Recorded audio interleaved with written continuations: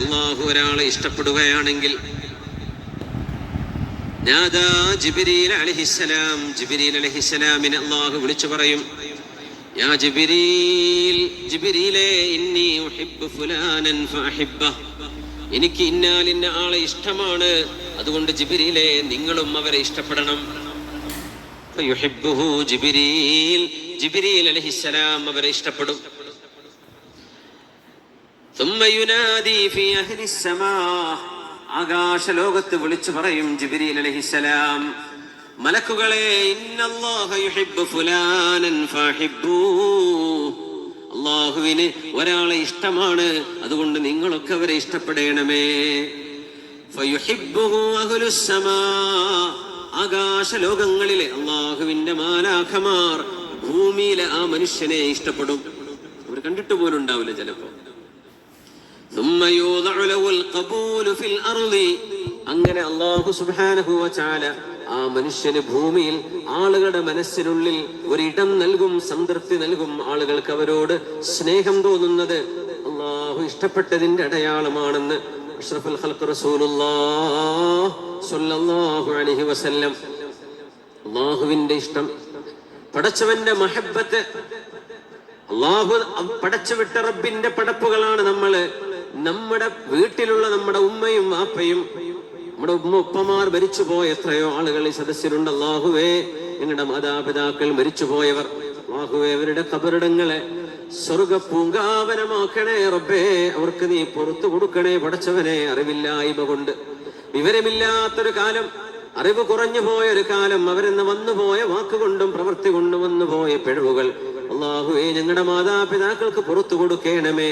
അവർ ജീവിച്ചിരിക്കുന്നവർക്ക് ദീർഘായുസും ആഫിയത്തും കൊടുക്കണമേ. തഖ്വയും ഈമാനും വർദ്ധിപ്പിക്കണേ റബ്ബേ. സ്വന്തം വീട്ടിലെ ഉമ്മയും ഉപ്പയും നമ്മളെ സ്നേഹിക്കണമെന്ന് നമ്മൾ ആഗ്രഹിക്കുന്നില്ലേ? നമ്മൾ എത്ര വലുതായാലും, ഇവിടെ ഉമ്മയും വാപ്പയും ജീവിച്ച് മകന് 60 വയസ്സായിട്ടുണ്ടാവും, ഉമ്മാക്ക് ചിലപ്പോൾ 75-80 വയസ്സ്. എന്നാലും എന്റെ ഉമ്മ എന്നോട് സ്നേഹിക്കണം.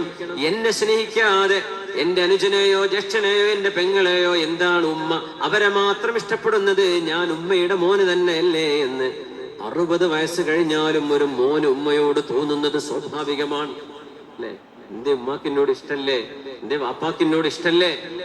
ഉമ്മയും ഉപ്പയും ഒരിക്കലും മക്കൾക്ക് കൊടുക്കേണ്ട സ്നേഹം പിശുക്കരുത് എന്ന് സാന്ദർഭികമായി സൂചിപ്പിക്കുകയാണ് നമ്മുടെ മാതാപിതാക്കൾ. അവര് നമുക്ക് ജന്മം തന്നവരല്ല, നമ്മുടെ ജന്മത്തിന്റെ കാരണക്കാർ മാത്രം അല്ലേ? അവരാണോ ജന്മം തന്നത്? അവരാ ജന്മം തന്നതെങ്കിൽ ആ കുട്ടിയുടെ ചേലും കോലവും കളറും ഹൈറ്റും വെയിറ്റും സ്വഭാവവും ഒക്കെ നിർണ്ണയിക്കാനുള്ള അധികാരം അവർക്ക് കിട്ടണം. അതില്ലല്ലോ. ഉമ്മാക്ക് പോലല്ലേ ഏത് കോലത്തിലെ കുട്ടി വരുന്നത് അല്ലേ? സ്കാനിങ് ഒക്കെ ചെയ്യുമ്പോൾ ഏകദേശം ഇപ്പൊ മനസ്സിലാവും. പക്ഷേ ഒരു കുട്ടിയുടെ ജെൻഡർ അല്ലെങ്കിൽ കുട്ടിയുടെ സ്വഭാവം, ആ കുട്ടിയുടെ പ്രകൃതം, ആ കുട്ടിയുടെ നേച്ചർ, ഇതൊന്നും ഡിസൈൻ ചെയ്യാൻ ഒരു ഉമ്മാക്കും ഒരു ഉപ്പാക്കും കഴിയില്ല അല്ലേ? സ്പേം കടക്കുന്നു, എഗ്ഗുമായി കൂടിച്ചേർന്ന് സൈഗോട്ടായി മാറുന്നു. ഈ കുഞ്ഞ് ആണായിട്ടാണോ പെണ്ണായിട്ടാണോ രൂപപ്പെടുന്നത് എന്ന് പോലും ആദ്യ കാലങ്ങളിൽ നമുക്കറിയാൻ പറ്റൂല. സുബ്ഹാനല്ലാഹ്.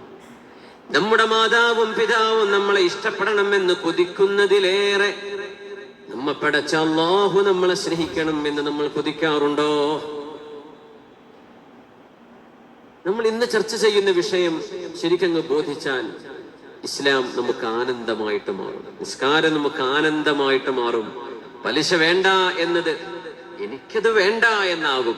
മ്യൂസിക്കും ഡാൻസും ഇതുപോലുള്ള പരിപാടികളൊന്നും എനിക്ക് വേണ്ട, എന്റെ റബ്ബിനത് ഇഷ്ടമല്ല, എന്റെ മെഹബൂബിന് ഇഷ്ടമുള്ളത് മതി എനിക്ക് എന്ന് തോന്നുന്നിടത്തേക്ക് നമ്മുടെ കൽബുകളെ കൊണ്ടെത്തിക്കാൻ കഴിയും. അതിന് വേണ്ട എന്താണെന്നറിയോ?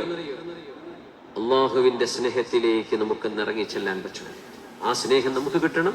നമ്മൾ പടച്ചോനെ സ്നേഹിക്കും വേണം. നമ്മളെപ്പോഴും പടച്ചോനെ കോത്താമ്പിയായിട്ട് കാണുന്നത്, വെറും പേടിക്കാനുള്ള ആളായിട്ട്. സ്നേഹിക്കപ്പെടാനുള്ളവനായി അള്ളാഹു മെഹബൂബാണെന്ന് നമ്മൾ ആർക്കെങ്കിലും എപ്പോഴെങ്കിലും തോന്നിയിട്ടുണ്ടോ? അള്ളാഹു മെഹബൂബാണ്.